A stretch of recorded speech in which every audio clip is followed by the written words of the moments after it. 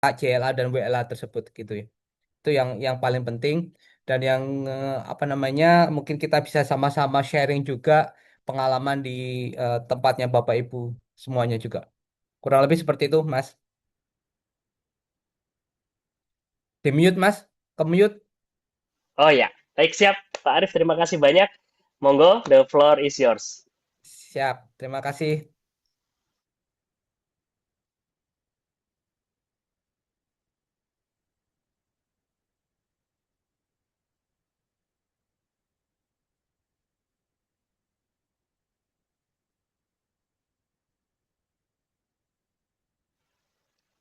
Bapak Ibu Oke, kelihatan? sudah kelihatan, Pak Aman. Oke.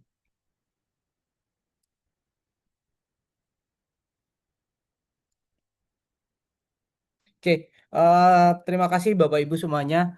Eh, Selamat malam, Assalamualaikum warahmatullahi wabarakatuh. Jadinya malam ini meskipun malam Jumat setengah 8, tapi kita masih bersemangat. Tadi saya lihat pesertanya udah lebih dari 50 peserta, maka mungkin semoga malam ini saya bisa memberikan sharing yang bisa nanti bisa dimanfaatkan oleh Bapak Ibu semua, bisa menjadikan insight buat perkembangan bisnis Bapak Ibu semuanya. Konteksnya seperti ini Bapak Ibu.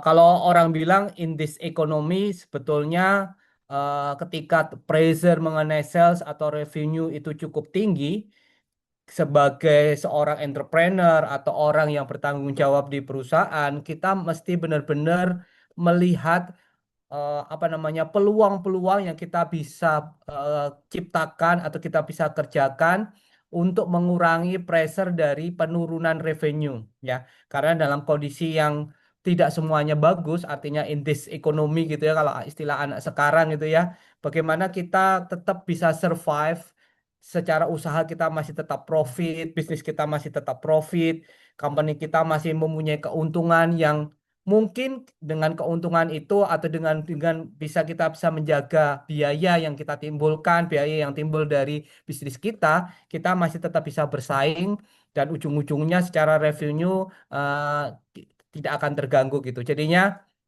konteksnya seperti itu. Dan biasanya salah satu yang kemudian dilihat dari beberapa komponen cost yang besar adalah dari sisi manpower. Manpower itu untuk di beberapa industri, terutama untuk mempunyai industri yang cukup padat karya, itu sekitar persentasenya itu mungkin sekitar 5 sampai 7% terhadap net revenue. Mungkin untuk ya beberapa yang tech company itu mungkin bisa di bawah itu, tetapi untuk industri-industri yang padat karya itu biasanya memang angkanya cukup signifikan. Artinya kalau kita bisa melakukan doing something, melakukan efisiensi dan kemudian kita juga bisa mengetahui apakah memang formasi manpower yang kita punya sekarang itu sudah tepat atau belum, apakah jumlahnya sudah efisien atau belum, apakah kita berlebih atau kita kekurangan, dan kemudian kita bisa melakukan efisiensi-efisiensi di sana. Karena sekali lagi salah satu efisiensi dalam bisnis yang Sudahlah. akan kita lihat adalah di apa namanya di manpower itu. Hah? Selain yang banyak hal yang kita bisa kerjakan, terutama mungkin di inventory, di proses dan sebagainya. Tapi malam ini khusus kita bicara mengenai manpower. Jadinya yang sering kita apa namanya kita lihat adalah kita nggak pernah menghitung itu sebetulnya. Apakah kita memang kurang orang atau kebanyakan orang? Semuanya berdasarkan perasaan, ya. Umpamanya tiba-tiba lembur menjadi sesuatu hal yang normal, ya. Kemudian kita melakukan approval untuk penambahan orang, ya. Kemudian atau sebaliknya tiba-tiba kualitas turun, ya, tanpa sebab yang jelas. Ada bottleneck di sana sini. Dan mungkin kita bisa lihat bahwa problemnya mungkin karena memang formasi orang yang kita deploy itu memang tidak tepat, ya. Jadinya semuanya hanya berdasarkan perasaan. Oh, kira-kira kok saya eh, kebanyakan orang ya, tapi masih kira-kira itu atau kayaknya sih kita kekurangan orang ya. Ayo kita tambah orang gitu ya. Jadinya semuanya tidak berdasarkan perhitungan-perhitungan yang memang sudah terstruktur gitu, sistematis gitu. Jadinya kenapa job load analysis itu penting ya? Pertama, saat tadi angka itu akan menggantikan asumsi. Jadinya dengan job load analysis itu yang pertamanya kita em, berdasarkan asumsi, akhirnya kita tahu benar, oh ternyata kebutuhan saya seperti ini. Ya. Kalau tadi di awal Mas Hugo bilang sampaikan bahwa ini bukan hanya masalah soal efisiensi, tetapi ketika kita sudah melakukan job load analysis, kita paham betul berapa orang yang memang kita butuhkan. Jadi ketika kita merekrut orang, kita punya tanggung jawab moral bagaimana kemudian kita mempertahankan orang tersebut.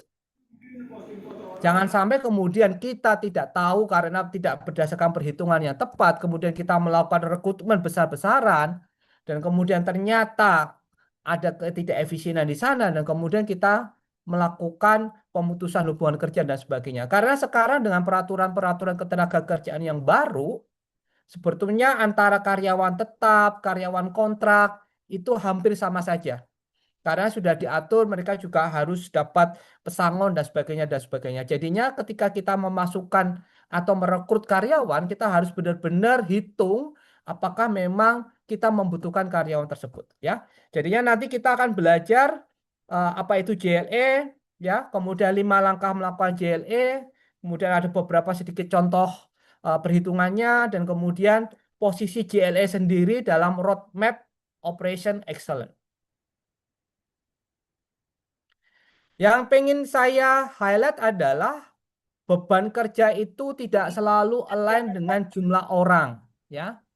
Belum tentu umpamanya Bapak Ibu volumenya nambah 2 kali, jumlah orangnya juga harus 2 kali, ya. Karena beban kerja itu bukan variabel langsung dengan jumlah orang. Kemudian yang perlu kita sadari bahwa banyak organisasi atau company yang overstaff atau underutilization, tapi kita nggak sadar. Yang tadi saya sampaikan di awal, semuanya pakai perasaan. Dan kemudian yang ketiga, kenapa ini JLS sangat penting adalah beban yang tidak seimbang, baik yang berlebihan maupun yang kekurangan, itu akan menimbulkan yang namanya hidden cost. Ada biaya tenaga kerja berlebih yang efeknya ke overtime, atau adanya bottleneck yang menyebabkan kualitas yang turun.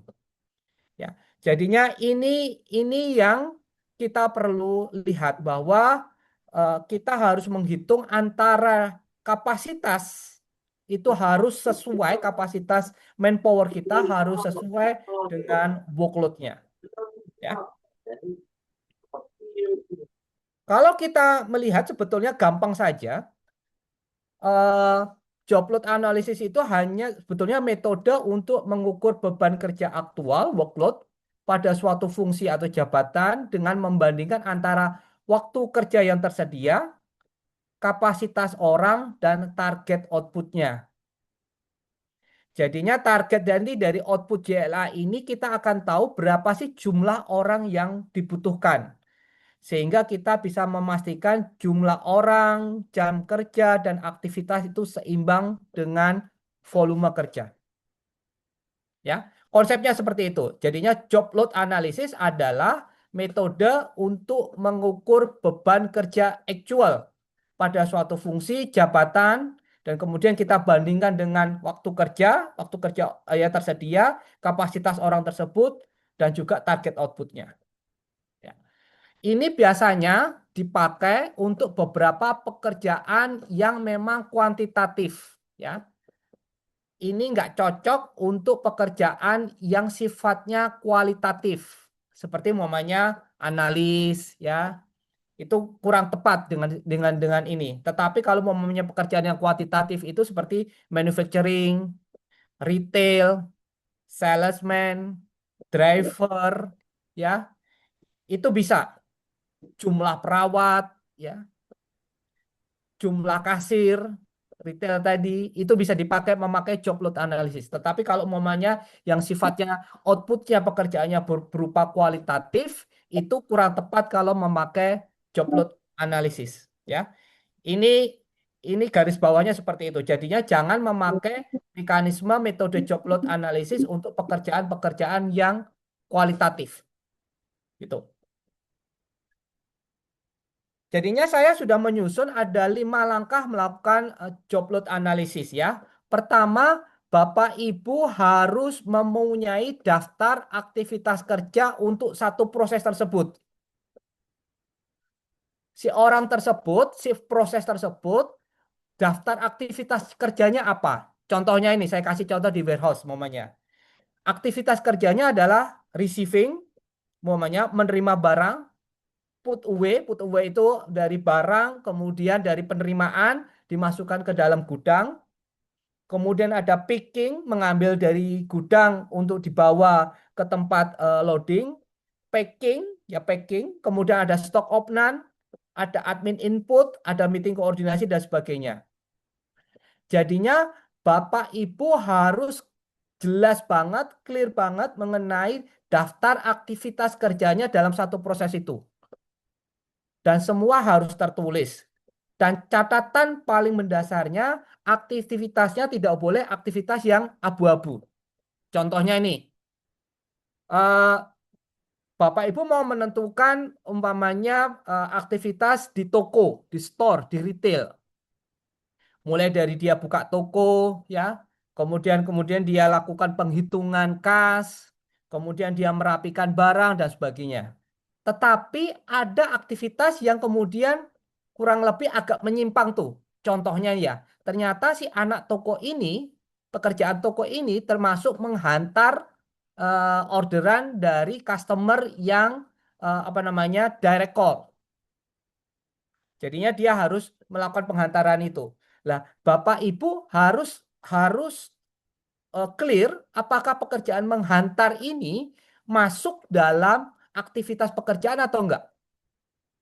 Contohnya ini, sekali lagi, umumnya ada driver, tugasnya sebetulnya menghantar barang. Posisi driver dalam suatu perusahaan adalah menghantar barang. Tetapi kadang-kadang dia juga dipakai untuk director atau bosnya untuk nganter-nganter.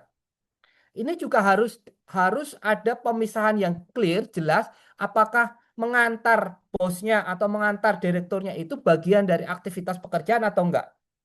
Karena itu nanti akan berbeda perhitungannya. Gitu ya. Sampai di sini semoga sudah paham ya. Artinya Bapak Ibu harus benar-benar mendetailkan daftar aktivitas kerjaannya. Contohnya, pemain sekarang saya di perusahaan breadcrumb bakery ada aktivitas namanya mulai dari penyiapan raw material, kemudian tepung ya, apa namanya persiapan dari bumbu, kemudian di oven, packing dan sebagainya dan sebagainya. Itu harus clear. Oke. Kalau Bapak Ibu belum punya task listnya, ya ini sekarang harus mulai dirunut daftar aktivitas pekerjaannya apa. Itu langkah yang pertama. Ya, langkah yang pertama. Kemudian yang langkah yang kedua adalah setiap aktivitas tersebut harus ada waktu standarnya. Ya, harus ada waktu standarnya. Contohnya ini, tadi saya di gudang ya.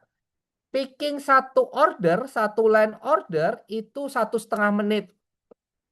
Receivingnya 10 menit. Bagaimana kemudian cara mempunyai waktu standar, tahu waktu standar? Bisa melalui kita lihat time study, pakai time motion study bisa, lihat langsung gemba, benchmark industri lain, atau berdasarkan historical, laporan harian.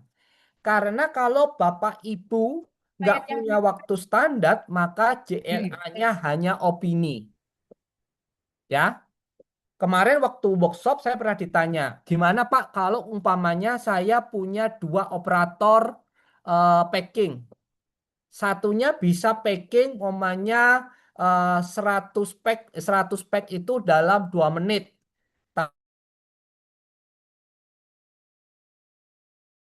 Saran saya coba dilihat dalam time horizon yang lebih panjang dan kemudian dilihat apakah yang 5 ini memang pengecualian outlier atau yang duanya yang outlier. Jadinya kita mesti lihat apakah memang perlu kita put di tengah-tengah atau kalau kita yakin oh ternyata yang dua ini yang outlier yang memang karena mungkin orangnya lemot ya kita taruh yang limanya sebagai standar. Tetapi sumber waktu standarnya sekali lagi berdasarkan tadi historical, data, laporan harian, laporan bulanan. Kemudian kita juga benchmark ke industri yang lain, industri atau company yang lain, observasi langsung, time study. Tetapi sekali lagi waktu setiap aktivitas harus punya waktu standar. Oke. Jelas ya. Pertama, kita harus ngelis dulu daftar aktivitas. Yang kedua, masing-masing aktivitas harus punya waktu standarnya. Kemudian yang ketiga adalah kita perlu menghitung volume kerja demand dalam periode tertentu. Contohnya, order per hari, palet per bulan, SKU per shift, ya. Bagaimana kalau kemudian Pak, saya itu kalau di restoran saya, di F&B saya, antara weekday sama weekend beda Pak. Berarti nanti JLN-nya ada dua. JLE waktu, job load analysis waktu weekend, dan job load analysis waktu weekday. Jadinya dulu waktu saya umpamanya pernah bertanggung jawab terhadap retail operation, kita tahu tuh kalau weekday jumlah orang per shift-nya berapa. Kalau weekend jumlah orang per shift-nya berapa? Karena berdasarkan tadi, analisa tadi. Tetapi Bapak Ibu harus hitung volume kerja atau demand dalam periode tertentu. Contohnya lagi, oh mungkin sekarang historical reguler. Tetapi mungkin di festif itu adalah peak season, mungkin pas waktu Ramadan, waktu Idul Fitri, ada kenaikan, lah itu volume kerjanya juga menyesuaikan itu. Jadinya ketika kita menghadapi event-event tertentu atau seasonality tertentu, job analisisnya juga berbeda karena volume kerjanya juga berbeda. Ini bisa diambil dari forecast, ini juga bisa diambil dari historical, ya. Jadinya pemanya Bapak Ibu sekarang tahu ini pemanya eh, eh, klinik pemanya, klinik kecantikan di weekday jumlah apa namanya jumlah orangnya di klinik tersebut berapa, terapisnya berapa. Tapi nanti di weekend jumlah terapisnya berapa. Itu mesti dibedakan.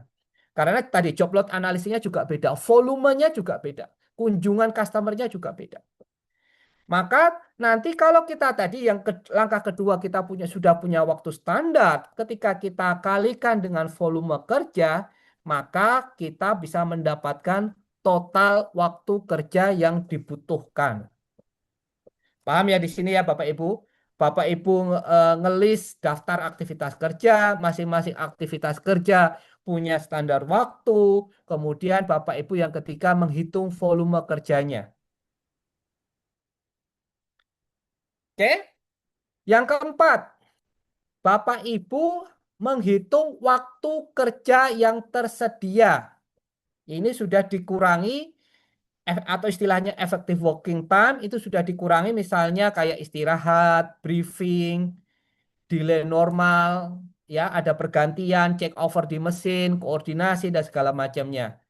Biasanya berdasarkan studi, efektivitasnya itu kurang lebih sekitar 70 sampai 85% dari jam hadir. Jadinya pomenya Bapak Ibu bilang jam kerjanya 8 jam, ya jangan dianggap bahwa waktu kerjanya 8 jam. Tapi biasanya dipotong kurang lebih sekitar 70%, 80% dari jam hadirnya. Jadinya kalau pekerja yang normal kurang lebih sekitar 6,5 sampai 7 jam per hari. Ya, ini untuk jumlah waktu kerja yang tersedia. Tentunya kalau ada industri yang lain kayak industri memang di konstruksi yang memang jam kerjanya tertentu segala macam itu tinggal disesuaikan. Yang penting adalah Bapak Ibu paham waktu kerja yang efektifnya berapa. Yang keempat ya. Kemudian yang langkah terakhir adalah gampang sekali kita menghitung kebutuhan orang. Tadi Bapak Ibu paham total waktu kerja yang diperlukan dari volume dikalikan waktu standar, kemudian dibagi dengan waktu kerja yang tersedia. Nanti Bapak Ibu akan melihat apakah ini underload apakah memang sudah tepat balance, apakah ini overload. Ini kuncinya di JLE seperti itu. Saya ulangin, ada 5 langkah. Pertama, menentukan aktivitas kerja. Kedua, menghitung waktu standar setiap aktivitas kerja. Ketiga, menghitung total waktu kerja yang diperlukan dari volume dikalikan aktivitas standar waktu. Keempat, kita tahu waktu kerja yang efektif berapa, kemudian kita menghitung kebutuhan orang. Jadinya ini sebetulnya metode atau mekanisme JLE seperti itu, workload analysis seperti itu. Ini sudah saya implementasikan di beberapa perusahaan, termasuk yang sekarang saya sedang mendampingi sebuah cloud kitchen. Kita lagi melakukan WLA untuk central kitchennya. Jadinya eh, sekali lagi mekanisme atau metode WLA ini sangat cocok kalau outputnya berupa kuantitatif yang bisa diukur, bukan sesuatu yang kualitatif yang seperti kayak apa namanya tim reporting, tim data analis, yang pekerjaannya adalah pekerjaan-pekerjaan yang kualitatif, gitu. Tetapi apakah ini contohnya ya, ini saya berikan contoh sederhana. Contohnya umpamanya order per harinya 500 order, sekali lagi ini di gudang, waktu pickingnya atau pengambilan barangnya 2 menit, maka total picking time-nya tadi 500 dikalikan 2 ada 1000 menit, kurang lebih dibagi jadi 16,7 jam. Satu orang itu jam efektif kerjanya 7 jam, maka kebutuhannya sekitar 2,4 atau butuh kurang lebih sekitar 3 orang. Kalau misalnya sekarang 5 orang, maka kurang lebih overstaff kurang lebih sekitar 40%. Oke? Kenapa tadi saya di awal bicara bahwa JLE ini ada hubungannya dengan apa namanya operation efficiency atau operation excellence, ya? Karena sebetulnya job load analysis itu impact langsung kepada cost. Tadi saya bilang manpower itu impact langsung ke cost itu lewat biaya gaji, biaya manpower, ya. Kalau overstaff, margin kita mungkin turun karena COGS-nya besar gitu ya. Kalau understaff, kita ada kemungkinan overtime dan kualitasnya turun. Tetapi ada sebetulnya hidden cost yang bisa diungkap oleh JLA, ya. Contohnya kita akhirnya paham idle time-nya berapa sih? Karena tadi kita ngitung waktu standar ya. Kita ngitung waktu standar. Oh, ternyata ketika kita melakukan gemba, ternyata kita melihat dari satu proses dari aktivitas satu ke aktivitas yang lain itu waiting time-nya terlalu banyak nih. Unbalance workload-nya terlalu masih ada. Masih banyak aktivitas yang non value added. Yang ini tidak terlihat langsung dalam laporan laba dan rugi. Tapi ini benar-benar akan kelihatan nanti di secara operational efisiensinya. Maka di next slide saya akan menyampaikan bahwa GLE ini bukan hasil akhir. Ini baru stage yang pertama. Karena tadi GLE itu baru bagaimana kita mengukur apakah orang manpower yang kita punyai efisien, efektif atau tidak. Tetapi masuk ke lainnya sebetulnya masih banyak proses-proses yang akan kita lakukan menuju dari workload measurement tadi lewat JLE menuju ke operation excellence. Contohnya adalah stage pertama adalah JLE, kita ukur beban kerja. Kita tahu jumlah orang yang dibutuhkan. Tetapi kemudian ketika kita melakukan proses JLE, akhirnya suka nggak suka kita tahu mana yang efektif, mana yang nggak efektif. Stage kedua momanya, kita bisa momanya melakukan perubahan layout atau penambahan alat kerja. Ya, oh kita tahu, oh ternyata kalau sekarang memang dengan kondisi sekarang butuh orangnya 6 orang. Tetapi kalau umpamanya layout pabriknya kita rubah sedikit, itu jumlah butuh orangnya cuma 4 orang. Oh, kalau kita tambah alat kerja sederhana, alat bantu kerja sederhana, mungkin kita cuma butuh 4 orang. Atau tetap 6 orang, tetapi output produksinya naik 20%. Itu stage keduanya. Kemudian dari JLE ini, kalau kita kemudian masuk ke stage ketiganya, kita bisa umpamanya melakukan yang namanya proses efisiensi, yang saya sebut namanya ECRS. Ada proses yang kita eliminate, ada proses yang kita bisa combine, ada proses yang kita bisa rearrange, dan simplify. Ya, jadinya JLE ini sekali lagi bukan final. Kalau pemainnya Bapak Ibu sekarang ketemunya jumlahnya 10 orang dengan output umumnya 100 ton. Jangan-jangan setelah JLE kita punya banyak insight bahwa dengan 10 orang kapasitasnya bisa naik jadi 200 ton. Atau tetap dengan 100 ton tapi jumlah orangnya 8 orang umpamanya. Karena kemudian kalau kemudian kita akan beranjak dari JLE, kita bisa akhirnya masuk yang namanya ke automation dan teknologi adoption. Entah itu pakai penambahan software, ya, ada robotik, AI dan sebagainya. Ya, contohnya ini ya, contohnya. Sekarang namanya kebutuhan customer service, Bapak Ibu untuk menjawab chat dari customer mungkin butuh 3 orang, 4 orang. Tetapi kemudian dengan AI, dengan chatbot, dengan segala macam, mungkin yang 4 orang itu tidak diperlukan. Atau yang 4 orang itu bisa difungsikan bukan untuk menjawab pertanyaan dari customer, tapi untuk momennya mencari customer. Masuk ke yang stage 3 ini. Ya. Atau masuk kalau pakai chatbot berarti masuk yang automation dan teknologi. Sekali lagi, bahwa JLA itu hanya fondasi. JLA itu baru fondasi. Karena tanpa ukuran improvement yang ini ya hanya tebak-tebakan aja. Karena kita nggak pernah ngukur. Jadinya JLE ini dalam konsep Operation Excellence itu baru membukakan pintu, membukakan insight. Jadinya Bapak Ibu seharusnya setelah melakukan JLE ya jangan berhenti. Kita terus cari apa yang memang momennya kita bisa lakukan efisiensi. Ini beberapa contoh-contoh momennya apakah momennya kalau kita memperbaiki layout, apakah jarak pickingnya terlalu jauh ya. Dulu momennya saya pernah prosesnya itu bukan continuous flow, tapi momennya dari proses 1 ke proses 2 ke proses ketiga masih bolak-balik. Tapi kemudian dengan diperbaiki layout, kita bisa membuat prosesnya jadi continuous flow ya, jauh lebih cepat ya. Kemudian ini momennya ini salah satu contoh dari case study picking rate itu naik dari 45 ke 65 pick per jam karena hanya menaruh atau mengubah layout yang fast moving SKU itu ditaruh di depan gudang. Contohnya seperti itu. Kemudian penambahan alat kerja dan tools. Ini juga penting. Oh, ternyata lebih cepat pakai troli daripada umumnya pakai eh, diangkut pakai orang ya dan sebagainya dan sebagainya.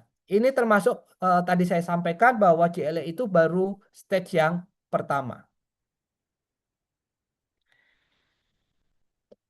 Ini beberapa contoh-contoh saja pemainnya berdasarkan studi tipikal dampaknya ya.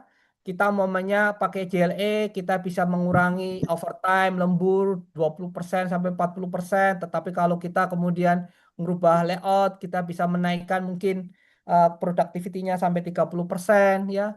Penambahan alat sampai ke automation. Meskipun ada tahapan-tahapannya. Bapak Ibu jangan juga langsung lompat ke level 4 karena secara investment juga pasti mahal. Tetapi bagaimana yang urusan layout, urusan tools yang sederhana, kemudian eliminasi yang non value added proses itu dilakukan terlebih dahulu.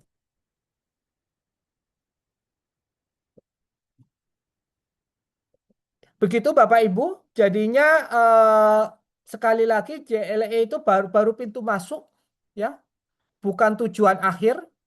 Karena kalau mengandalkan JLE saja untuk kemudian tiba-tiba operationnya Bapak Ibu jadi efisien ya masih terlalu jauh. ya. Bagaimana kemudian dari JLE Bapak Ibu akhirnya tahu berapa orang yang benar-benar dibutuhkan. Kemudian dari JLE Bapak Ibu punya banyak insight bagaimana mengoptimalkan layout, menambah alat, kemudian ada proses-proses eliminasi, combine, kemudian macam-macam simplify proses-proses yang non-edit. Kemudian kita bagaimana kemudian di tahap yang paling advance melakukan automation, ya. Saya pengen tutup closing itunya, closing statementnya adalah bahwa kita nggak mungkin akan mengoptimalkan kalau kita nggak pernah mengukur. Apa yang mau kita ukur kalau kita sendiri, apa yang mau kita optimalkan kalau kita sendiri nggak pernah mengukur sebetulnya performa dari bisnis kita itu sudah oke atau belum oke. Jadi sekali lagi saya mengencourage Bapak Ibu melakukan proses JLE, dicoba dulu untuk aktivitas-aktivitas yang sederhana, dan kemudian kita lihat apakah memang sekarang jumlah manpower Bapak Ibu itu sudah efisien dan optimal atau belum. Sekali lagi, ini bukan untuk mengurangi jumlah karyawan, tetapi bagaimana kemudian kita punya tanggung jawab bahwa setiap karyawan yang ada di organisasi kita, di company kita, bisa berkontribusi optimal, kontribusi paling optimal terhadap company. Kurang lebih seperti itu, Bapak Ibu. Saya kembalikan ke Mas Hugo, nanti dilanjut dengan pertanyaan.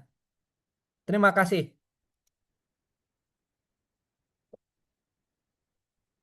Oke, mantap. Terima kasih banyak Pak Arif Noroman. Kita tepuk tangan online dulu Bapak Ibu. Baik, kita masuk ke sesi tanya jawab. Bapak Ibu silakan bisa, banyak juga yang tepuk tangan. Bisa ketikkan pertanyaan di kolom chat atau boleh juga unmute ya, tanya langsung gitu ya. Nah, oh ini yang raise hand ini ada dua orang ini, Atau Mas Tommy ya. ke note dulu. Ya, Tommy, Tommy. Oh iya, boleh. Mas Tommy mau langsung bertanya? Boleh, silakan. Oke, selamat malam Pak Arif, Mas Hugo. Selamat malam. Ya, kebetulan tadi Malam. contohnya di warehouse ya, dan perusahaan kami saat ini juga 3PL warehouse, jadi agak-agak nyinggung juga sedikit. Nah, yang saya mau tanya, karena 3PL warehouse, aktivitinya itu banyak variabelnya, Pak. Jadi untuk memetakan aktivitinya agak banyak nih. Misalnya antara bahan raw material sama yang udah didus-dus beda. Terus antara yang frozen sama yang nggak frozen beda. Ada aktivitas konsol juga dan lain-lain. Nah, ini tipsnya gimana Pak? Karena variabelnya banyak sekali ini Pak. Terima kasih Pak Arif. Oke, kebetulan saya pernah di 3PL, saya pernah di GAC Samudra Logistik, salah satu 3PL pertama di Indonesia. Jadinya biasanya waktu itu yang saya ingat, meskipun waktu itu saya belum belajar JLE karena baru lulus kuliah gitu ya. eh, kita apa namanya, dalam pemikiran saya memang kita biasanya kalau 3PL itu ada tim berdasarkan customernya juga. Jadinya Ya, umpamanya betul. dulu umpamanya customer A, dia dedicated timnya seperti apa. Kita hitung berdasarkan volume yang disepakati dengan customer tersebut. Kalau Bapak tadi menyampaikan frozen operationnya gimana, gudang biasanya gimana, segala macam, bisa dilakukan per section-section itu, Pak. Lah, triknya adalah ketika per section tadi, dari sisi jumlah orangnya dalam tanda kutip kurang optimal, itu bisa dikombin, Pak.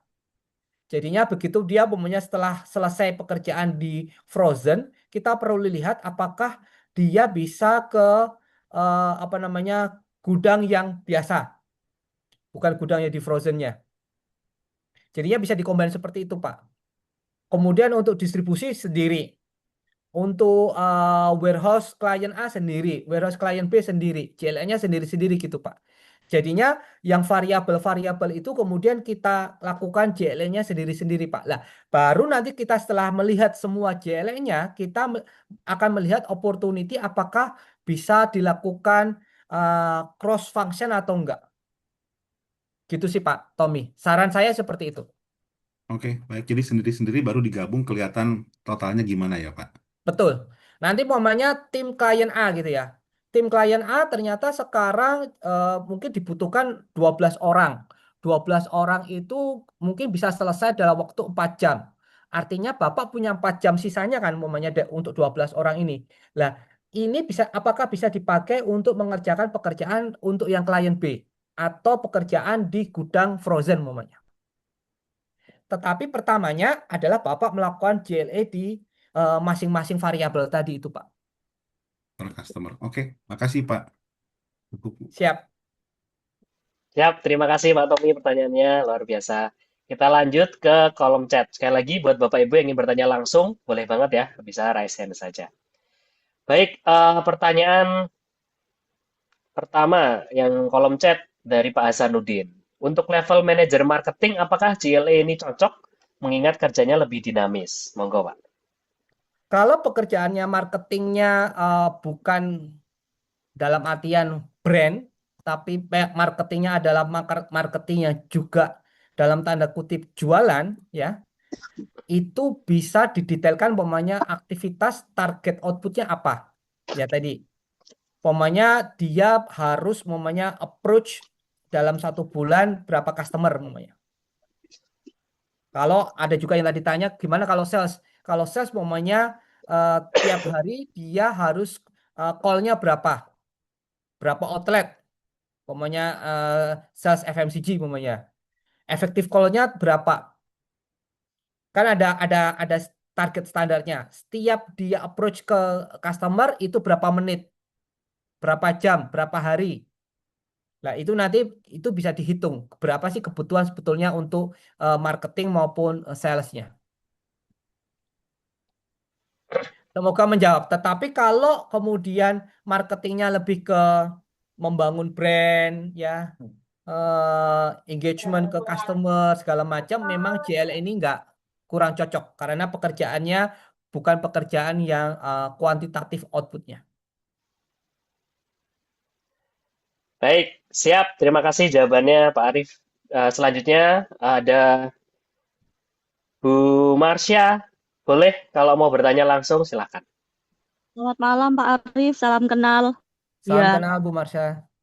Pak, saya FMCG, saya lebih tepatnya di distributor obat, Pak. Ya, Seperti itu. Nah, mungkin kalau saya karena sales saya ini juga metrep ya, Pak, medical representative. Jadi kadang itu yang susah, Pak, karena janjian sama dokter itu kadang-kadang molor, Pak. Seperti itu. Nah, itu cara kita menghitung workload-nya bagaimana ya, Pak ya? molor molor dokternya dihitung berapa menit, Bu? Berapa jam?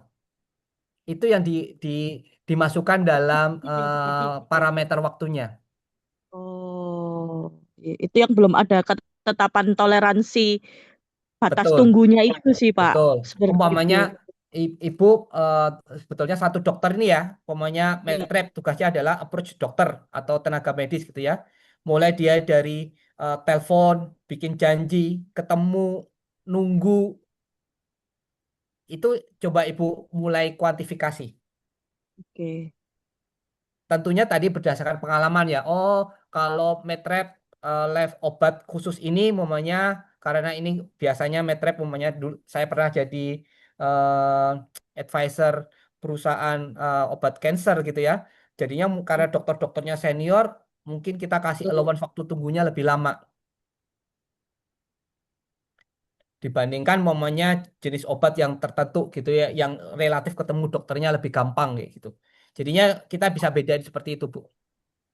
Oh, iya, iya, iya. Jadinya dimasukkan dalam waktu standar. Waktu standarnya berapa sih untuk nunggu dokternya gitu.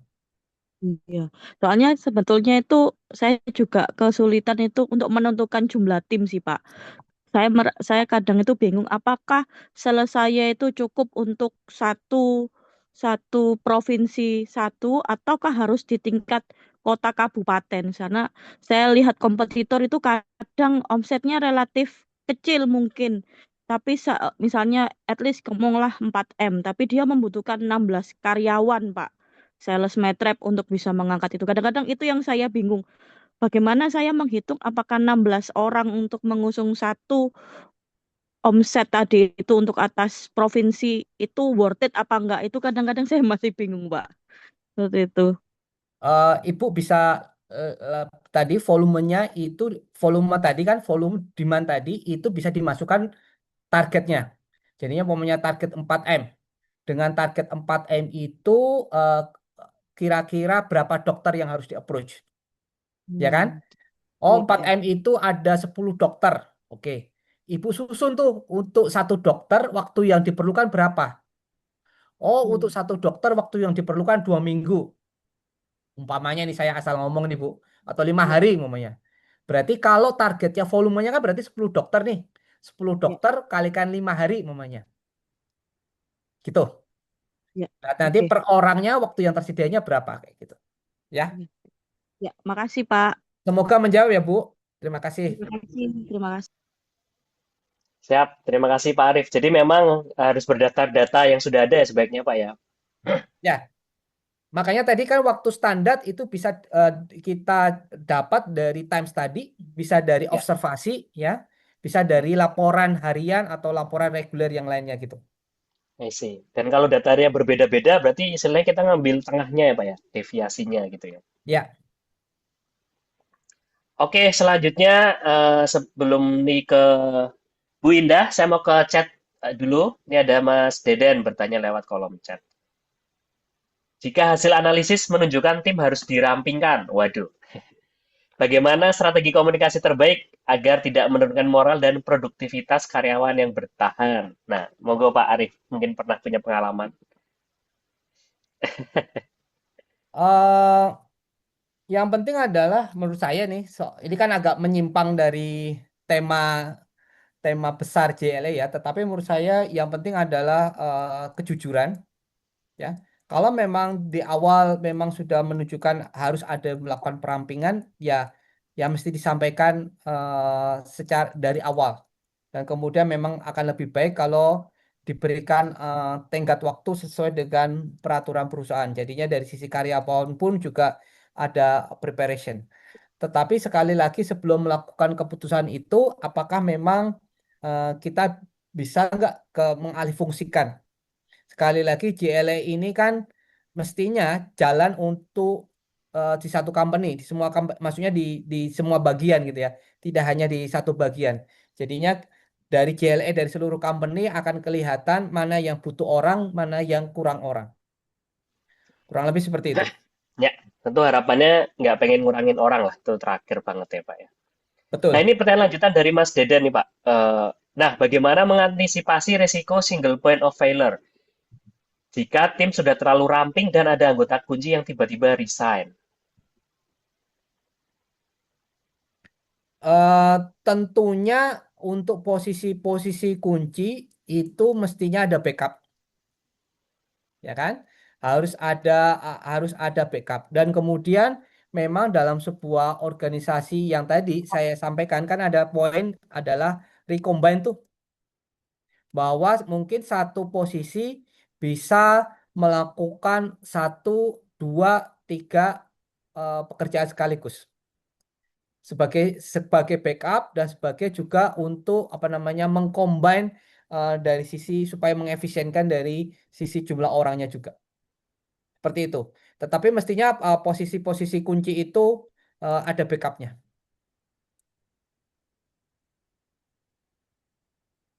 Masih di mute, Mas Hugo? Siap, terima kasih Pak Arif. Semoga menjawab. Sekarang Bu Indah Pratiwi, monggo silahkan Bu kalau ingin bertanya. Ya, baik, selamat malam Pak Arif. Perkenalkan saya Indah Pratiwi. Ya, Di sini saya sebagai HR gitu di perusahaan konstruksi. ya. Nah, mungkin eh, izin pertanyaan untuk terkait pengukuran, tapi nah, jadi saya ini kan baru berusaha membangun ini ya, sistem HR. Ya, Nah, untuk JLA ini apakah nanti ada kaitannya dengan KPI? ada kaitannya dengan KPI secara tidak langsung iya, karena tadi dari standar waktu yang sudah ditentukan tadi kan kita harus ngecek tuh standar waktunya. Nah, standar waktunya itu akhirnya bisa kita pakai sebagai target atau KPI-nya. Contohnya Oke, ini baik. Ibu, umpamanya Ibu di konstruksi, Ibu standar waktunya untuk satu bikin rumah dengan semua apa namanya proses-proses yang ada di dalam pembangunan rumah, satu rumah itu harus jadi umpamanya 1 bulan. Nah, KPI-nya berarti apa namanya standar productivity-nya adalah 1 bulan 1 rumah gitu. Misal seperti itu. Dan nanti bisa bisa ditarik ke KPI macam-macam tuh. Mulai dari KPI quality, KPI productivity, ada di situ, Bu. Oke, baik. Mungkin nambah pertanyaan lagi, Pak. Nah, Ya, untuk kan kalau di kita itu ada tim produksinya itu ada perencanaan dan pelaksanaannya. Kemudian ada kayak support system itu di dokumen arsip-arsipannya dan juga keuangan. Nah, sedangkan untuk dokumen dan keuangan ini tuh kadang outputnya sehariannya tuh nggak jelas kayak gitu. Masih kayak beda kalau di perencanaan, misal 1 hari bisa menghasilkan satu gambar 3D dan lain sebagainya. Itu kan nanti outputnya terukur. Nah, sedangkan untuk yang support system ini, kadang itu outputnya hariannya nggak keukur. Nah, itu nanti penentuannya JLA-nya itu apakah seperti apa caranya gitu?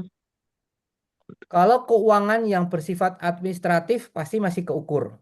Ya, artinya momennya dia harus menyelesaikan invoicing berapa ratus invoice per hari atau per jam. Ya, dia harus momennya menyelesaikan apa namanya klaim-klaiman berapa kwitansi per hari itu masih bisa bisa kuantitatif. Tetapi kalau financialnya yang tadi saya sampaikan berupa reporting, analisa dan segala macamnya itu memang nggak bisa dihitung pakai JLE. Wah, baik-baik. Oke, Pak. Terima kasih sudah menjawab. Siap. Terima Bisa kasih jawab. Bu Ida. Ya, Pak. Terima kasih. Baik, kita ke pertanyaan selanjutnya. Ini dari Pak Arifin di Bali. Apakah ada metode pengukuran lain selain dengan GLE, misal metode kuantitatif dari total gaji terhadap total revenue? Contoh tadi dikatakan biaya manpower ideal di industri padat karya adalah 5-7% dari net revenue. Berapa persentase total gaji pegawai? Berapa persentase total revenue untuk usaha jasa, misal biro perjalanan wisata? Silakan, Pak. Total gaji itu kan sebetulnya impact dari kebutuhan orangnya, ya. Jadinya jangan dibalik. Jadinya bukan total gajinya yang jadi KPI, tetapi sebetulnya jumlah orangnya berapa. Karena total gaji ini adalah hasil dari jumlah orangnya, gitu. Jadinya bukan, jadinya tetap GL-nya tetap harus dijalanin. Dihitung dulu jumlah jumlah ideal manpower-nya berapa gitu.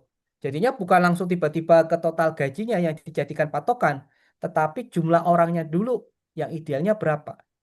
Saya terus terang untuk berapa percentage terhadap biro perjalanan itu saya nggak punya clue karena persentasenya.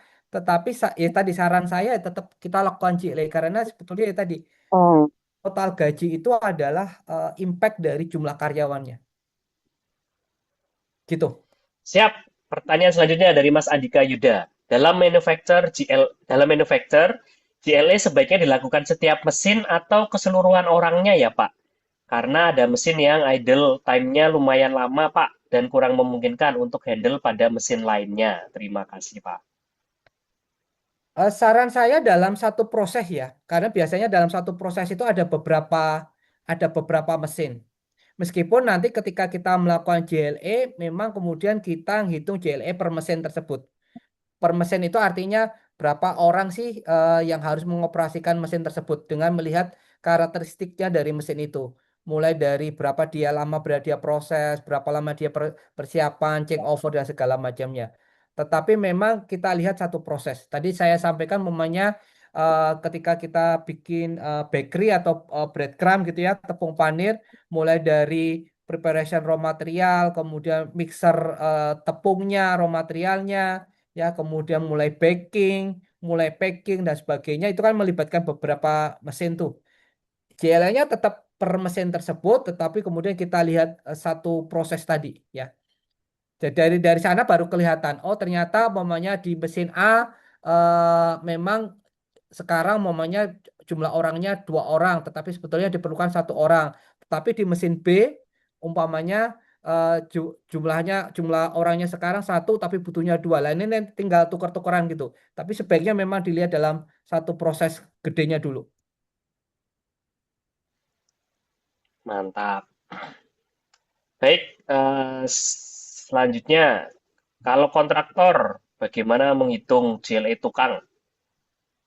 Sama ya Pak, tadi sama yang tadi, yang kontraktor jadinya ya tadi eh, jenis kontraktornya apa? Tentunya kan ada proses-prosesnya ya kan tahapan-tahapannya kalau bikin rumah, bikin gedung dan segala macamnya dan masing-masing kan ada standar waktunya itu.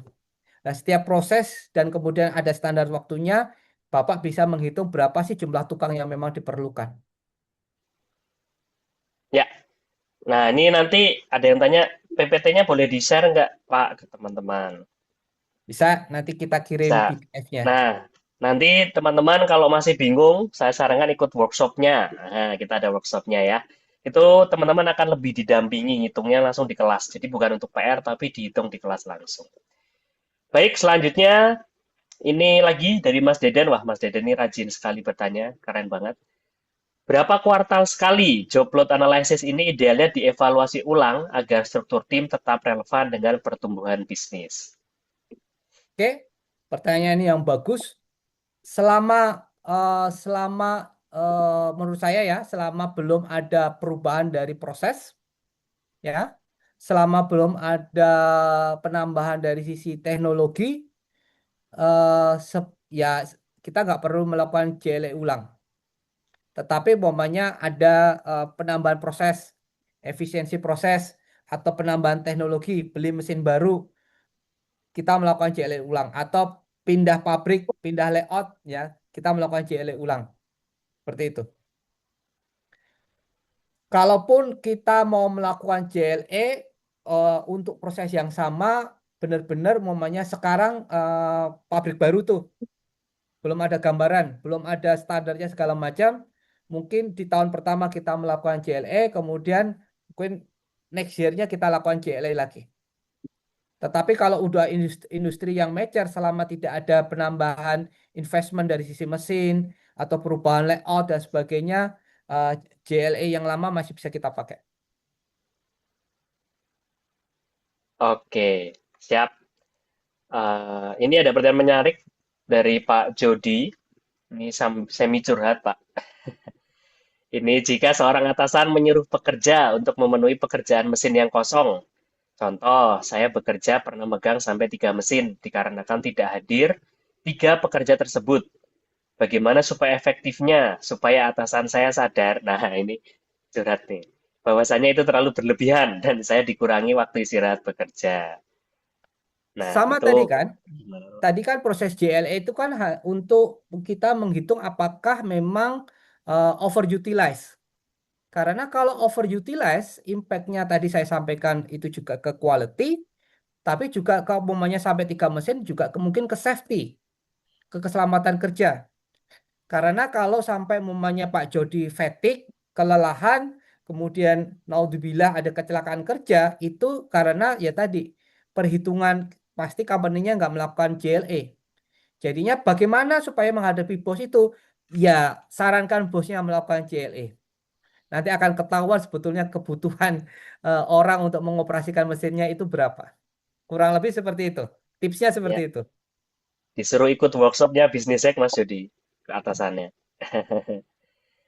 Oke, ini dari Mas Bayu Andika. Wah, banyak banget pertanyaan Pak, seru nih. Berapa standar cost contribution untuk labor cost pada FMCG dari COGM dan COGS? Wah, ini teknis banget. Eh, Kalau industri padat karya, sepengalaman saya kurang lebih sekitar 5-7%, tetapi FMCG yang sudah full automation itu bisa kurang dari 5%. Ini pengalaman saya aja, rata-rata. Karena ya FMCG itu pun juga rentangnya luas banget. Ada yang masih banyak proses manualnya, ada yang sudah full automation, seperti itu. Siap. Oke. Nah, ini lanjut dari Mas Pak Ramadhani. Terima kasih Pak insight-nya. Senang mendengarkan kembali. Izin bertanya, Pak, WLE untuk efektif anggota firefighter, apakah pakai satuan luasan kawasan hutan dalam mencegah kebakaran atau ada volume lain? Pertanyaan yang berat karena saya belum pernah Belum sebetulnya pernah ikut mademin api ya, Pak? belum pernah untuk ngadepin, saya nggak berani komen karena saya ya tadi saya eh, nggak tahu kompleksitas seorang pemadam kebakaran itu di luar bayangan saya. Ya, saya takut karena kalau pokoknya saya jawab, oke pakai satuan luas, pokoknya satu orang untuk mengcover eh, s- taruhlah 2 hektar gitu, tepat atau nggak tepat kan ya nggak bingung karena namanya kebakaran itu kan variabelnya banyak banget tuh. Unconstrained-nya istilahnya unconstrained faktornya itu terlalu terlalu banyak. Saya nggak terus terang, mohon maaf saya nggak berani menjawab pertanyaan itu. Siap, terima kasih Pak Arif. Nah, ini memang ciri-ciri orang operation tuh harus gini teman-teman ya, berhati-hati. Nah, kalau orang operation asal sikat berarti patut dipertanyakan. Dari Bu Shanti, mohon maaf ini Pak Shanti atau Bu Shanti ya, Bu Shanti Syarif. Malam Pak, saya Shanti dari perusahaan ekspedisi. Saya di divisi Customer Service dan Tracing. Saya terbiasa menganalisa beban kerja di tim dari job desk dan jam kerja. Ada beberapa waktu yang pengiriman sedang low atau sedang high, seperti akhir tahun. Pertanyaan saya, saat sedang low, jika saya alih fungsikan ke tim lain, maka saat saya sedang high dan butuh segera, saya tidak ada waktu untuk mengajarkan lagi. Mohon pencerahannya, Pak. Eh, Mungkin saya tadi lupa menyampaikan bahwa sebetulnya dari JLE pun nanti akan kelihatan mana yang fungsi yang akan menjadi core function, mana yang akan menjadi supporting function. Karena dari JLE kan suka nggak suka kita akan melakukan apa namanya observasi secara lapangan. Untuk yang core function, memang kemudian kita perlu hitung benar JLE-nya seperti apa, dan kemudian yang untuk supporting ini, yang kemudian kita bisa tambah dan kurangkan lewat variabel manpower, entah itu tenaga kontrak, tenaga harian, dan sebagainya. Jadinya harapannya ketika Ibu sudah memetakan mana yang core function, mana yang supporting function, itu ketika peak season, penambahannya itu hanya di supporting functionnya aja, bukan di core functionnya.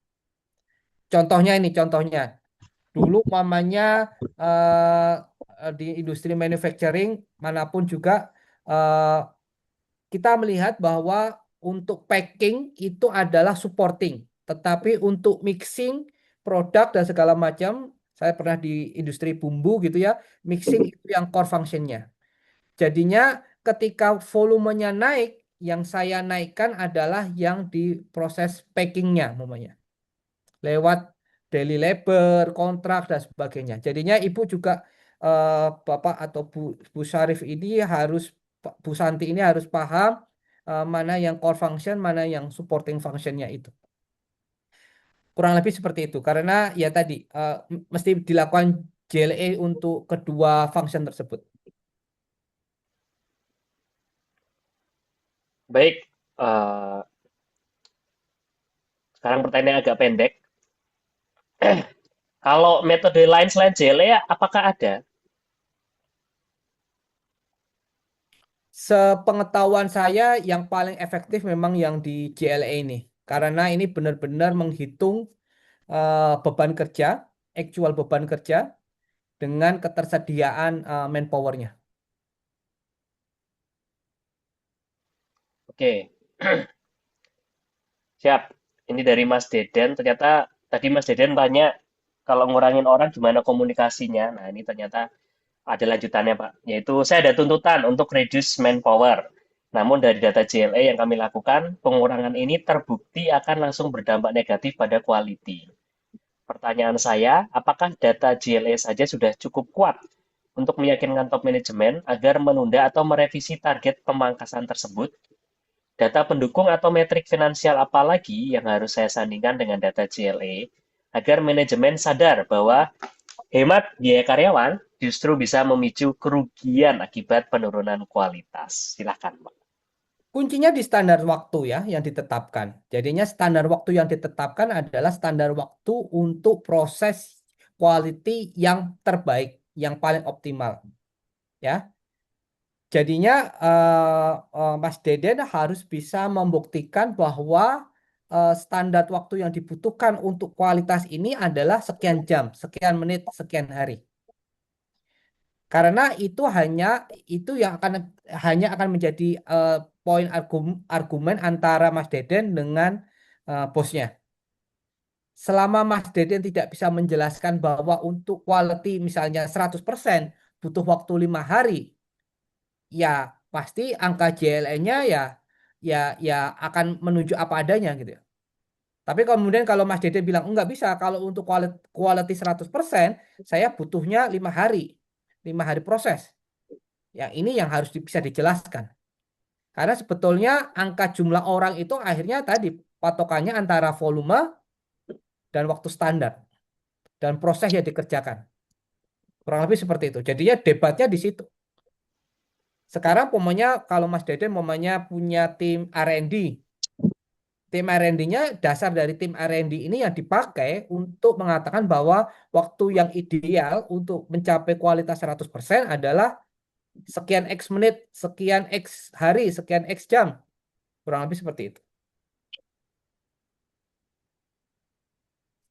Siap. Oke, dari Mbak Cindy Almira. Malam Pak, izin tanya. Saya dari industri e-commerce. Kalau selalu ada perubahan target atau forecast setiap bulannya, apakah perhitungan JL ini dilakukan mengikuti perubahan tersebut? Sekali lagi tadi, JLE ini akhirnya membuka insight mana yang core function, mana yang supporting function.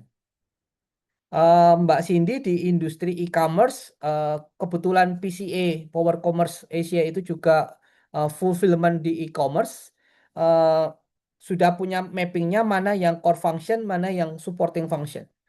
Jadinya ketika ada perubahan dari sisi forecast, yang perlu dilihat penambahan atau pengurangan di supporting functionnya dulu.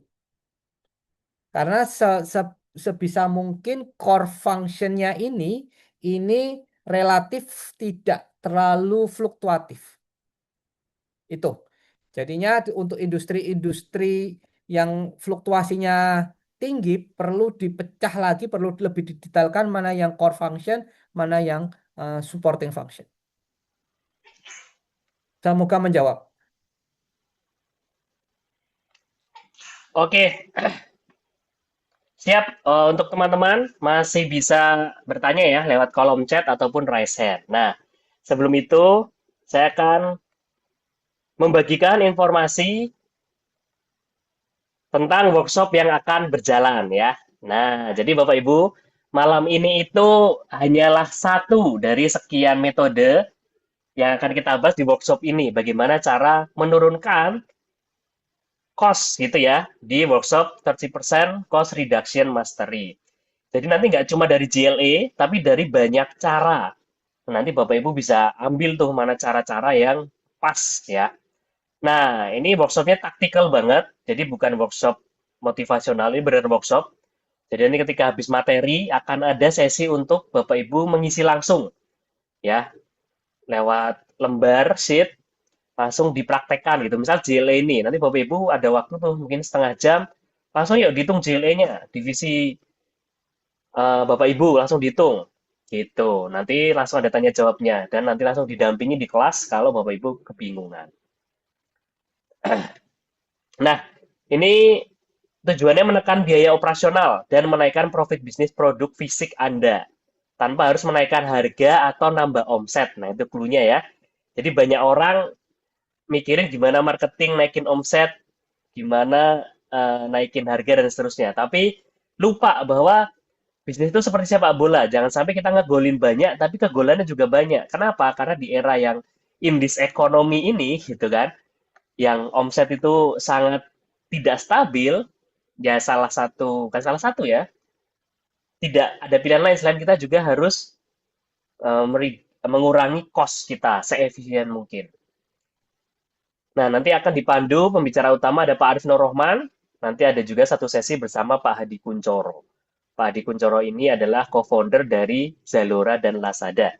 Sekarang beliau grup CEO sebuah perusahaan teknologi.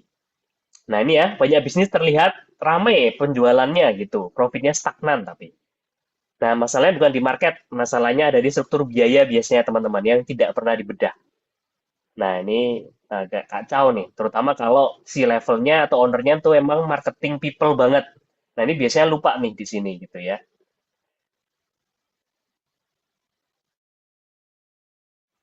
Nah, kita akan mengadakan acaranya di dua tempat, di Surabaya dan Jakarta. Surabaya yaitu 12 sampai 13 September, Jakarta 18 sampai 19 September. Kita adakan hybrid, bisa offline dan online. Tapi kalau saran saya memang enaknya offline karena langsung didampingi di kelas ya, lebih enak karena banyak prakteknya teman-teman. Ini untuk pemilik bisnis produk fisik gitu ya, atau distributor masih oke lah gitu ya. Jadi benar-benar yang ada, kalau distributor kan jasa sebenarnya, tapi kan itu ada produk fisiknya tuh tetap. Jadi tetap boleh ya selama ada produk fisiknya di situ. Fokusnya kemana? Nggak cuma ke JLE atau manpower. Ada ke COGS, ke produksi, ke logistik, dan KPI tentunya. Peserta terbatas, ini mohon maaf salah ketik, hanya untuk 30 peserta saja. Nah, biar apa? Karena banyak praktek, biar efektif ya. Kalau kebanyakan peserta, nggak enak. Nah, ini terbatas. Nah, nanti bisa dapat voucher lunch juga nih, bareng Pak Arif. Nah, nanti bisa tanya-tanya private di situ. Oke, ini kata orang-orang yang sudah ikut acaranya ya.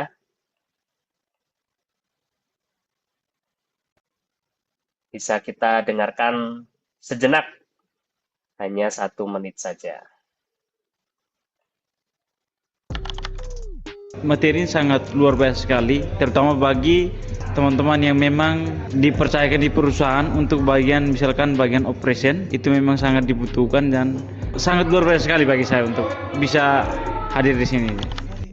Pastinya mindset saya jadi pasti berubah gitu kan. Kemudian cara saya nanti mengelola data serta cara nanti mengimplementkan ke tim itu juga pasti akan berubah. Wajib banget karena di sini benar-benar kita diajarkan detail dan cara-cara dan tips and triknya bagaimana supaya kita bisa mendapatkan hasil untuk meningkatkan revenue kita, untuk meminimalisir cost yang sangat-sangat loss itu tuh sangat diajarkan di sini. Ayo kelola dengan baik bisnismu agar tidak bocor lagi. Hanya di workshop 30% Cost Reduction Mastery. Daftar sekarang. Hei, itu kata yang sudah ikut ya. Lalu kalau ini terjadi di bisnis Bapak Ibu, omset ada, tapi profit kok nggak kerasa. Harga bahan baku naik, margin makin tipis. Waduh, lembur jadi kebiasaan, tapi produktivitas tidak naik. Pengen nambah profit, tapi selain dari jalur marketing, karena kalau marketing terus capek juga kan. Biaya logistik besar, tapi tidak pernah dihitung detail. Semua terlihat normal, padahal banyak kebocoran yang tidak kelihatan. Nah, ini nggak ada pilihan lain selain Bapak Ibu kita harus membedah bisnis kita, mana yang bisa kita efisiensikan. Dan sekali lagi ini bukan seminar motivasi, ini workshop operasional. Nah, semua berbasis angka, proses, dan keputusan ya. Jadi bukan cuma teori yang nggak bisa dipraktekkan. Nah, ini workshop ini untuk siapa? Tepat kalau Bapak Ibu pemilik bisnis produk fisik, misal FMCG, F&B, manufacture, retail, distribusi, fashion, beauty, herbal, DSP. Pokoknya ada produk fisiknya lah. Kalau yang jasa murni, nggak bisa. Arsitek gitu kurang pas. Kalau developer gimana? Nah, kalau developer kan masih ada proses bisnis supply chain ya. Gimana dari pasir, beli di mana, terus dihantarkan ke tempat konstruksinya, terus dibangun rumahnya. Nah, itu masih bisa. Karena ada proses bisnisnya yang ada produk fisiknya lah. Lalu cocok untuk omset bulanan sudah menyentuh ratusan juta hingga miliaran per bulan. Kalau Bapak Ibu omsetnya masih di bawah 100 juta, mungkin belum pas ya ikut ini. Banyakin dulu aja omsetnya. Nah, sudah capek jualannya ada tapi uangnya kok nggak kerasa. Ingin menaikkan profit tanpa tergantung marketing dan siap membedah bisnis sendiri secara jujur. Nah, ini bukan untuk shortcut instan atau trik sulap, karena butuh praktek tentunya. Ya di kelas sudah praktek, kalau nggak dipraktekin di kantor ya percuma. Nah, apa yang kita bahas? Nah, ini yang menarik Bapak Ibu. Jadi kita akan menghitung struktur COGS dengan benar dan COGS improvement itu seperti apa. Nanti bahas juga gimana ada raw materialnya, ada negosiasi harga dengan supplier, ada reformulation, apakah usage-nya di decrease atau substitusi atau di resize. Ada juga waste production improvement. Nah, ini cocok banget lah buat Bapak Ibu yang bisnisnya produk fisik. Lalu tadi sesi 2 masuk ke manpower cost. Nah, ini job load analysis tadi cuma satu aja nih yang kita bongkar di webinar ini gitu kan. Sayang nih kalau Bapak Ibu nggak ikutan. Nanti akan diajarin juga ngitung overtime cost, lalu automasi juga. Nah, ini juga nanti akan menghitung production cost. Itu gimana sih kita bisa menyederhanakan proses, lalu bisa jadi beralih ke sumber energi alternatif, lalu menggunakan limbah yang bisa digunakan kembali. Lalu nanti ada pembahasan teknikal gudang milik sendiri atau gudang sewa itu lebih efisien mana. Lalu dioptimalisasi gudangnya atau peralatan milik sendiri versus sewa itu gimana. Nah, Bapak Ibu yang sewa-sewa peralatan atau bingung beli atau sewa bisa dibahas di sini. Nah, lalu hari kedua kita masuk ke operating expense improvement. Lalu logistik bisnis modelnya gimana? Beroperasi sendiri atau dengan 3PL? Truk sendiri versus sewa versus 3PL. Gudang sendiri versus sewa versus 3PL. Nah, nanti dibahas juga. Lalu sesi 5, meningkatkan produktivitas dan meningkatkan volume throughput. Nah, ini otomasi gudangnya gimana, mempertahankan alur dan tata letak gimana, implementasi WMS gimana, menghilangkan produk reject gimana, optimalisasi inventaris, pemanfaatan ruang gimana, dan seterusnya. Jadi Bapak Ibu yang bisnisnya online, itu cocok juga gitu ya kan, banyak tim packing tuh. Nah itu, soalnya kemarin ada tanya, Pak, Mas tim saya itu jualan produk online, itu ada tim packing cocok nggak ya? Cocok gitu ya, karena tadi produk fisik. Lalu terakhir kita ada sesi perhitungan KPI, manufacture atau production, supply chain, planning, warehouse, distribusi. Teman-teman kalau bingung supply chain itu apa, sederhananya supply chain itu proses bisnis di mana barang mentah itu kita cari gitu ya, atau barang mentah itu ada, nanti diolah, terus didistribusi pakai kendaraan, diolah dan seterusnya sampai dikonsumsi customer ya, atau dipakai oleh customer. Itu namanya proses supply chain. Jadi Bapak Ibu kalau proses bisnisnya ada hal seperti itu namanya supply chain. Jadi cocok banget ikut workshop ini. Dan Bapak Ibu pulang bukan dengan catatan, tapi dengan rencana eksekusi, karena sudah praktek ya, hitung-menghitungnya. Lalu nanti ada rencana 90 harinya, karena kami berharap ini 90 hari ke depan, setelah ikut workshop ini, Bapak Ibu bisa konsisten gitu ya. Jadi ada action plan-nya, nggak kita tinggal begitu saja. Lalu yang menarik, Pak Aris nanti ada di grup WA. Ya, jadi Bapak Ibu ketika nanti hari ke-60 bingung, bisa tanya aja di grup WA. Pak Arif, wah, saya ada kesulitan gini, boleh dibantu? Nah, nanti bisa konsultasi langsung. Nah, ini beberapa yang sudah ikut, ya. Senang banget bisa dapat materi yang berbobot dari para mentor terbaik. Pelatihan luar biasa dan sangat berkesan. Semoga bisa ikut membersamai kelas-kelas para mentor hebat. Nah, Bapak Ibu bisa cek juga aslinya di Google Review kami ya. Jadi ini bukan AI yang kami karang. Bukan buzzer juga. Nah, ini ada dari Pak Ahmad. Jika Anda ingin merasakan manfaat training yang tidak biasa atau pasaran, jangan ragu ikut training dari Business Tech. Dan seterusnya, materinya daging dan seterusnya. Oke, Bapak Ibu yang tertarik langsung bisa hubungi WA tim kami, ada Mbak Mimi dan Mas Dedi, ada di kolom chat, bisa di-share linknya. Ya, bisa langsung di-share linknya, bisa langsung tanya-tanya konsultasi di kolom chat. Nah, Bapak Ibu yang mau materinya juga bisa chat aja di link tersebut ya, untuk minta materinya. Nah, karena grup bisnisnya banyak banget Bapak Ibu, nggak mungkin materinya kami bagi ke tiap grup ya, kami ada ratusan grup. Nah ini pemateri utama Pak Arif, nanti ada satu sesi bersama Pak Adi Kuncoro. Nah, apa saja yang didapat? Tadi workshop 2 hari, full day, sudah termasuk lunch dan coffee break. Materi tools praktis, action plan 90 hari, grup WhatsApp eksklusif dengan mentor, dan diskusi networking. Nah ini yang sering ditanyakan, apakah ini cocok untuk UMKM kecil? Tadi selama omset Anda sudah ratusan juta sampai miliaran per bulan, cocok gitu ya. Wah Mas, saya ratusan miliar per tahun. Wah, sangat cocok gitu ya. Biasanya butuh banget cost efisiensi. Apakah harus background manufacturer? Enggak, selama bisnis Bapak Ibu menjual produk fisik tadi ya, atau ada proses supply chain ya tadi. Apakah ada refund? Ada. Kalau Bapak Ibu tidak merasakan manfaat sedikit pun dari workshop ini, akan kita refund. Jadi Bapak Ibu bisa kontak di chat ya. Terus harganya berapa? Harganya ini ya Bapak Ibu ya. Saya malah lupa share.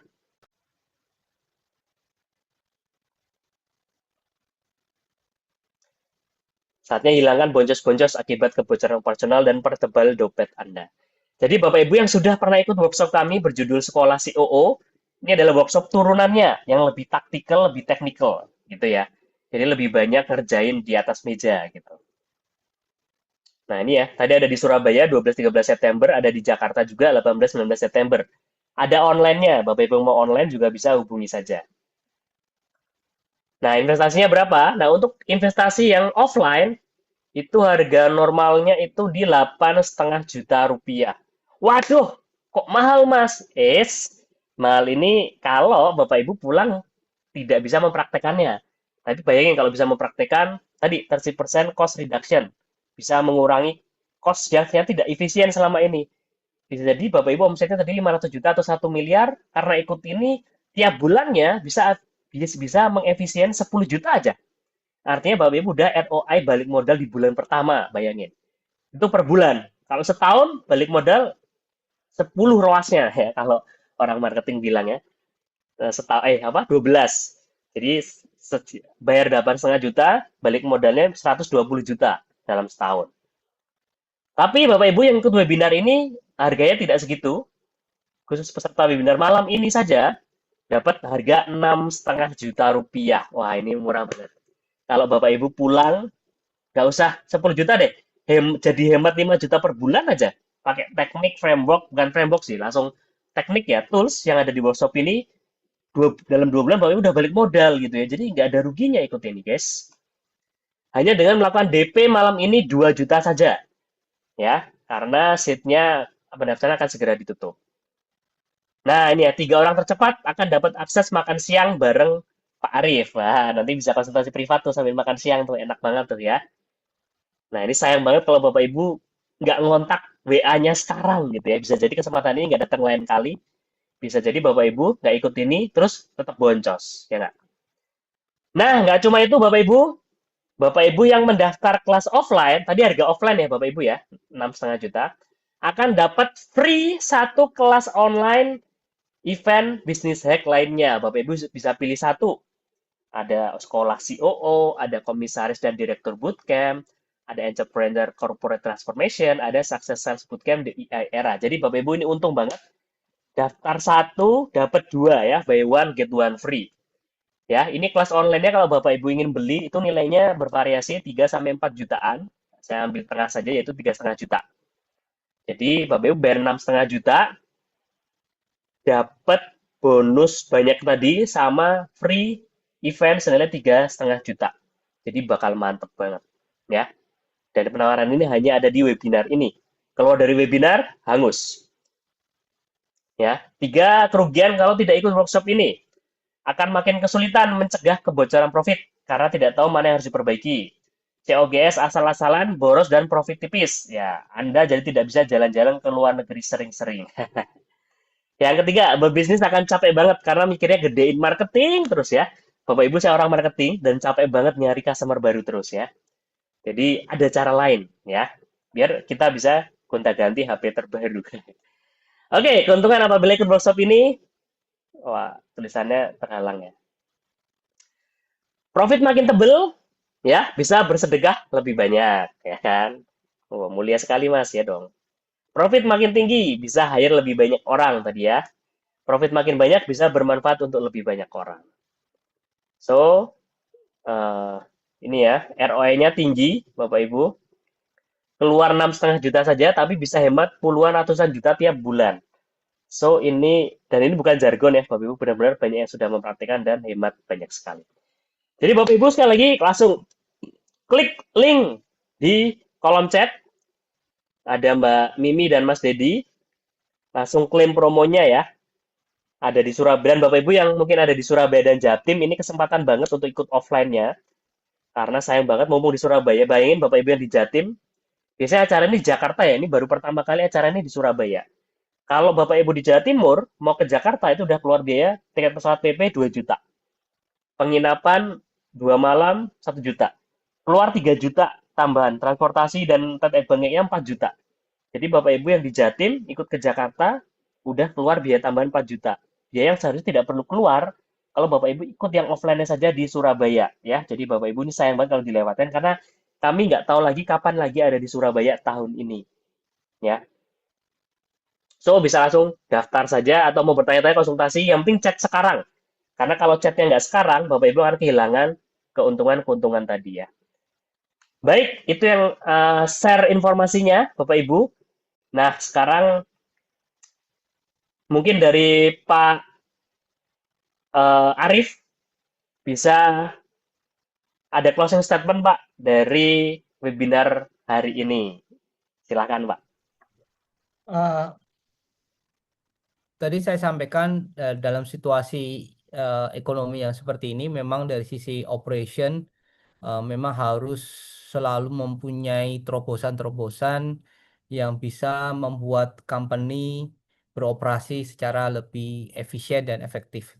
Karena hanya dengan itulah maka di tengah persaingan kompetisi yang seperti ini, kita bisa company bisa tetap survive dan tetap bisa memberikan yang terbaik buat konsumernya, tetap punya daya saing dan tetap punya kesempatan untuk memenangkan kompetisi.